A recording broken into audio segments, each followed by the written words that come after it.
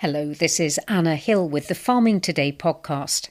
Today, the farmers on common land who faced a computer says no problem are celebrating because now the answer is yes. What's really great news is that common land will be able to apply in a step-by-step process. We'll hear more about that a little later. First, the combination of higher fertiliser and fuel prices and challenging weather means farmers have their thinking caps firmly on their heads when considering long-term options for how they farm in the future. Should they use less fertiliser and fuel to save costs and help the environment? But how can they do that while still producing enough of the food we all need? This was the subject for the great debate at the Royal Norfolk Show, where I brought together John Barrett, Head of Agriculture at AF, the Farmers' Cooperative Buying Group, Professor Andrew Lovett from the University of East Anglia, who works with farmers around the region, and first, Harry Barnett, Director of Holcombe Emerald, growers of potatoes and onions. We try to maintain a high output system, growing premium potatoes and onion crops, but we've looked at ways that we can lower that input use. We've really invested in a highly advanced technical team. We're trying to grow the most modern varieties using the best genetics that are more resilient and use less inputs. We're then also trying to adopt different partnerships with markets, with our long-term customers, so that they come on this journey with us. John Barrett from AF, which is a buying co-op. Right. You've got people on the phones saying to you, how can you help me? Maybe this is a push. Maybe they should be saying, let's farm with fewer inputs. Let's try and do it a different way. Totally. I mean, whatever the price of fertiliser is, that's still the right thing to do, isn't it? If you don't have to rely on paying for something, then surely that's the right thing to do. Professor Lovett, what's the sort of advice then that you think farmers need to help them get through this? I think farmers need more support and advice than they've sometimes had. I think we need demonstration facilities that can show on farm what can be done, to take the research to the farmer, to demonstrate what can be done in terms of improving efficiencies and ultimately improving the financial bottom line.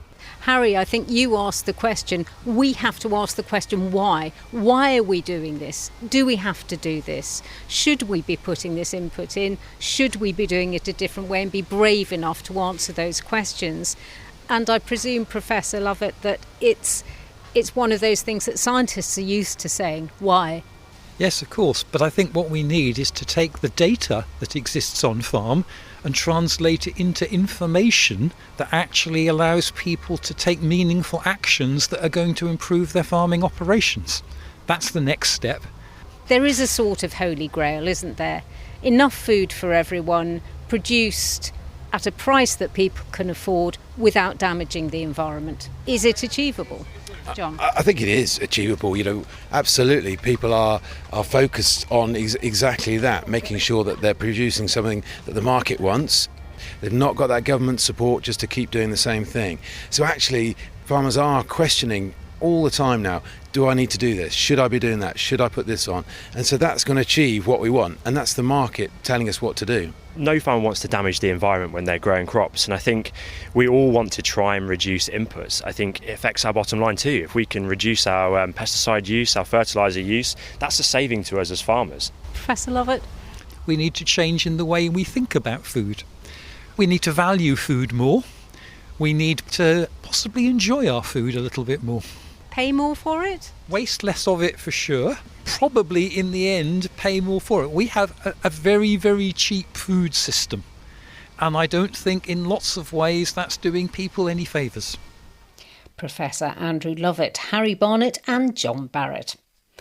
Over the last few months, there have been some significant changes for anyone who likes eating fish. Prices have risen. One supermarket decided to stop selling fresh, chilled and frozen mackerel, and there were reports of fish and chip shops substituting cheaper species of fish for cod.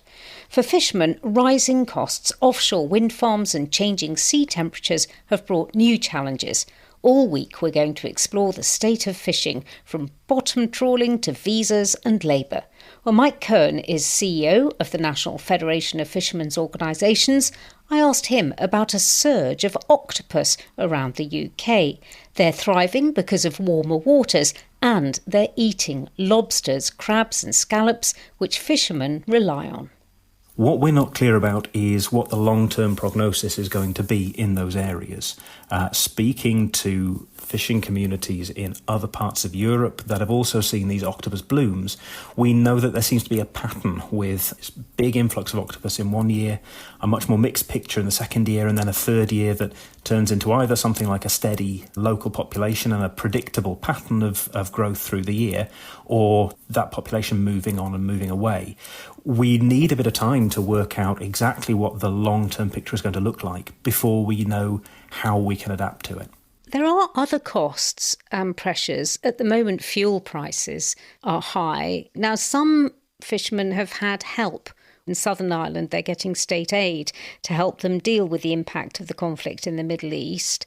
And fishermen in the EU also getting that. We've asked for help from government and they've declined to provide that. It is something that's very difficult for British fishermen trying to afford to go to sea alongside European boats that are working in British waters, subsidised by their governments, when we aren't receiving that support is very challenging. Really, we're just hanging on and hoping for the best. But it's been disappointing not to see support from government when they have found money to do other things elsewhere. What about fish stocks? Fish stocks have always been a controversial issue. Conservationists are calling again for an end to overfishing, no fishing of cod in the Irish Sea, Western Channel or South Celtic Seas in 2027. That's ICES, the International Council for Exploration of the Sea, is calling for. As a fisherman, what do you think about fish stocks? Are they really low across the board? It's a mixed picture, and we will start to see the ICES reports for this year next week. So we'll start to see exactly what they're recommending and seeing the various different scenarios. And there needs to be a careful balance struck between immediate action and making sure that the fishing fleet can still operate if that's possible. But we also have to absolutely bear in mind the need always not to overfish, not to get a stock to the point at which it collapses. The key question in fisheries management is always, how do we have enough to catch next year? We always have to be looking ahead and not in the short term. It can lead to some very difficult choices having to be taken. We won't know what the IC's advice on some key stocks like North Sea cod is until later in the year, and we need to look at that very carefully. Are there any positives for the future, for fishermen or for consumers as well? There are positives out there. There are a good number of healthy stocks. There are a good number of well-managed fisheries. There's an increasing recognition that good and local science should inform fisheries management decisions, and that's positive. We're starting to see in some places young people entering in the industry, and we've got some really strong organisations like the Young Fishermen's Network setting up to help young people join the industry. And we've got the Fisheries and Coastal Growth Fund, a significant investment by government in the industry that's letting us actually do some of the things we've wanted to do for a long time, to change things, to modernise the sector. There are causes for optimism in a lot of ways. Mike Cohen, CEO of the National Federation of Fishermen's Organisations. Now, until recently, if you had the right to use common land and tried to apply for particular environmental schemes through the Rural Payments Agency, the computer would just say no. But a sustained campaign seems to have borne fruit. The Rural Payments Agency now says commoners will be able to access schemes through their computer system. Julia Aglianby, the Executive Director of the Foundation for Common Land, explained to me the original problem. Ever since 1995, when we had the first agreement on commons, they've all been done off-system. You've never, as the applicant, filled in the forms on a portal. So for some reason, the RPA decided in the last 2 years that everything should be digital by default, and this is where commons have hit the buffers. What's really great news is that the RPA now have improved their functionality. It's a slight hybrid scheme, but we don't care how it's done. What's important is that at least for countryside stewardship higher tier, common land will be able to apply in a step-by-step process. A few commons being tested in the autumn, and then they hope to open it up to the wider cohort. How many people had been affected by this block? We know that there are 190 commons that are already in schemes, and that's over 200,000 hectares, so a quarter of all moorland in England. And those are the ones who are in schemes that need in the next 18 months to transition to the new schemes. And the real concern is that the fantastic work that's been done over the last 30 years was going to be lost.